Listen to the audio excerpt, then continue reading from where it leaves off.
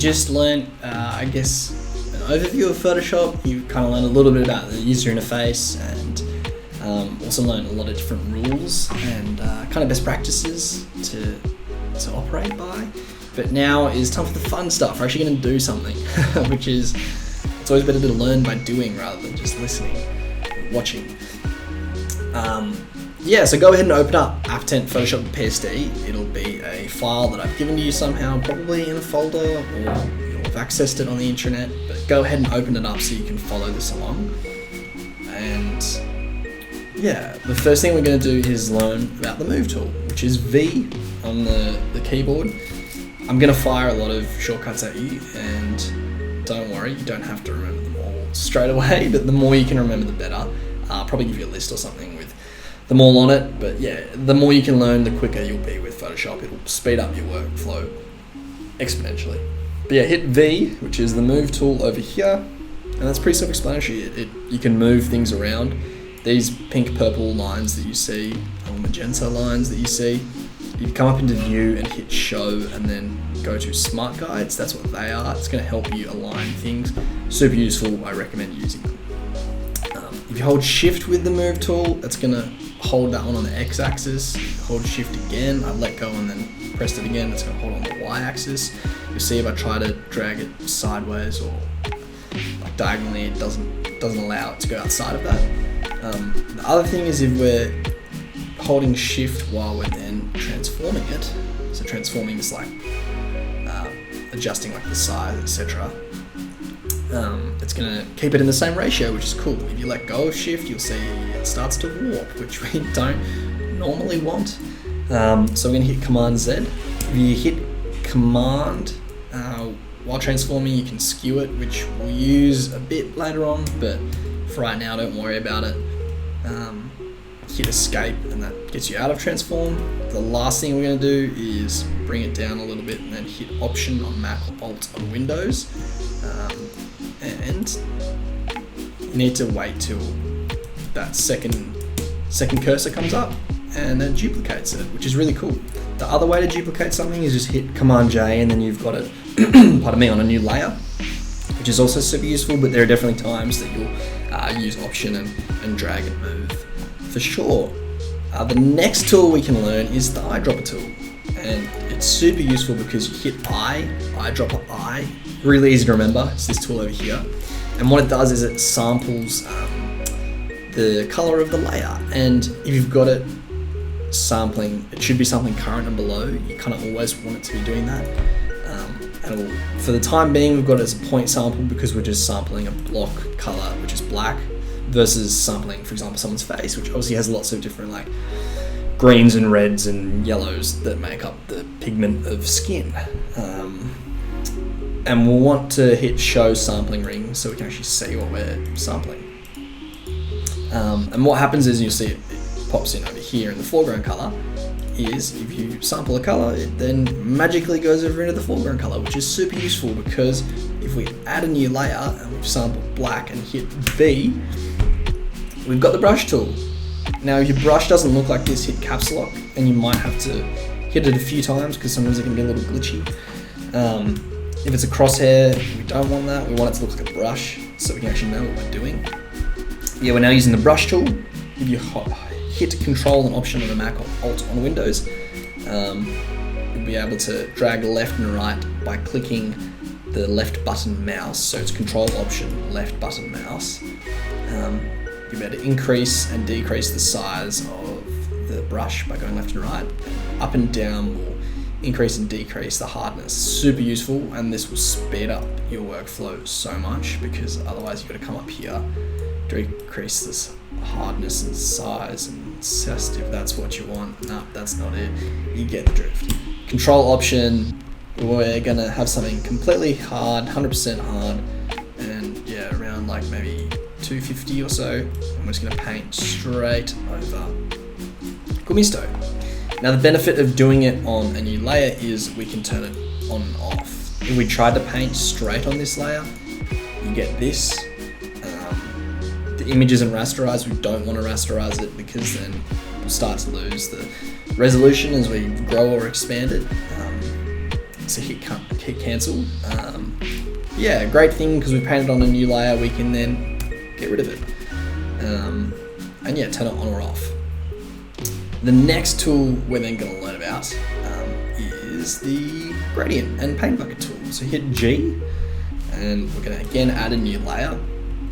And if you click on here and hold shift and drag across, you then get a neat little gradient. It's going to be default black and white. You can come over into the layer types and change it to something like multiply. Don't worry about all the other ones for now.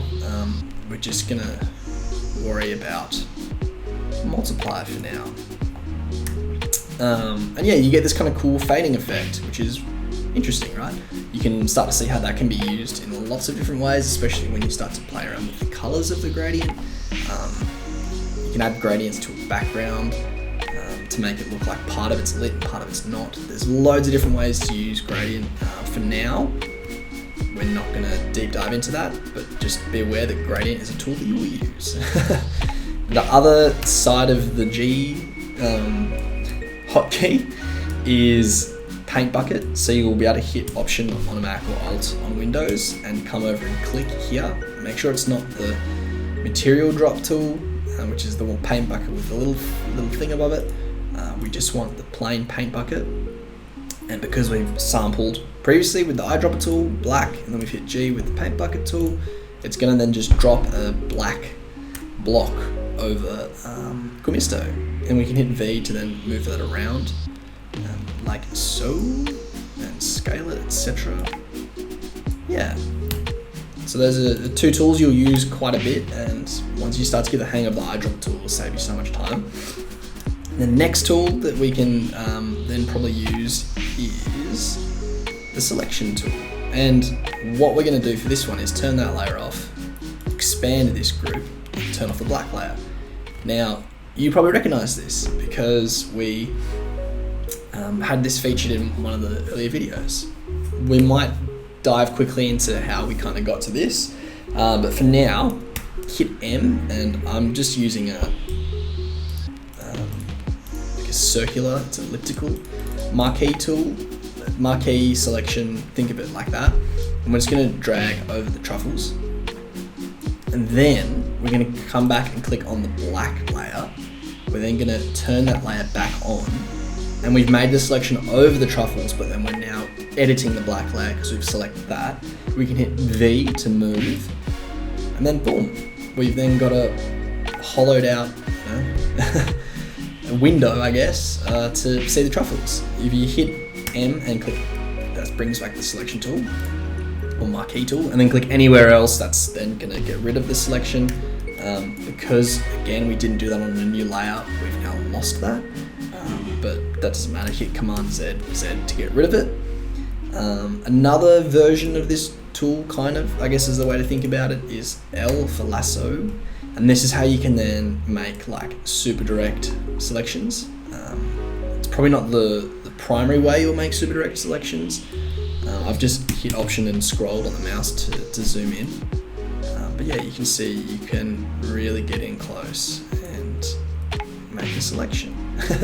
But for now, let's just do a rough selection around it. We'll complete that. Turn the black layer back on, and same as before, it operates pretty similar to the marquee or selection tool, which is great. Yeah, other tools you might use, or you will use, are ones like hit L and click anywhere to get rid of that. Is the text tool, and we're just going to come up here and make sure that that's white. And we can just type Gormisto, because what we've got below us is actually an image. This is using Poppins font. I'll probably give it to you because you'll need it for sure. So you'll be able to recreate this. Yeah, and then you can see this is something we can then actually edit versus that just being a flat image. Other tools that you'll use will be, again, let's come in and we'll brush over that. The white one this time, why not? Is E for eraser. Think of that as like the opposite of brush, because literally think of a brush as like a real life brush, and an eraser is like a real life eraser, right? and then that will get rid of it, which is cool, and that's handy in certain situations. Other tools you might, but yeah, instead of erase, you'll probably use mask more often, but we'll get to mask later down the track. Other things you'll use are stuff like the clone stamp tool, which is S, and that's that thing over here. If you hit Option on a Mac or Alt on Windows, click that, and then again we'll add it to a new layer so we're not, disrupting anything else. It then stamps it from here, so Option selects where you want to stamp from, and then you just click to stamp to. I'm starting to get something pretty weird and funky going on there, but that's fine. More just an understanding of how the stamp tool works. Let's hit Command Z all the way back and get rid of the text as well, so that we're just back here where we started. Other tools, you might use a pen, which is P, pen, but you won't use that heaps, to be honest. You could also use rectangle or circle, like the shape tool, which is down here. Again, I'm just hitting Option to cycle through them. You'll use that occasionally, like probably star you'll use a bit as well, or the polygon tool. But yeah, this is more just, I guess, to teach you a bunch of the different tools. Another one is Shift Command N, which is to add a new layer. That way you can then name it, name of layer. We're gonna hit cancel though. Yeah, the other thing, I guess, is inverting. So we hit Command I, that'll invert that. So there you go, it mustn't have been a perfect black. Another thing you use a lot is Option Command C to increase and decrease the canvas size, which is something you'll use a lot. It saves you also from coming up over here to image canvas size. It might sound like something small, but trust me, it'll save you a lot of time. Another thing is Command G, so select both of those. You hit Command G, it makes it into a group. Shift Command G ungroups it. Obviously you can do Command Z, but Shift Command G is way better. And yeah, we had mentioned previously X to toggle between the fore and background color. So a lot of different tools, and there's more tools that you'll learn, but well done, I guess, if you followed through all of that. Yeah, we'll kind of probably deep dive a bit more into like masking and that kind of stuff. That'll be coming up next. Camera Raw, actually, we'll do that first, and then we'll get into masking. But for now, I will see you in the next video.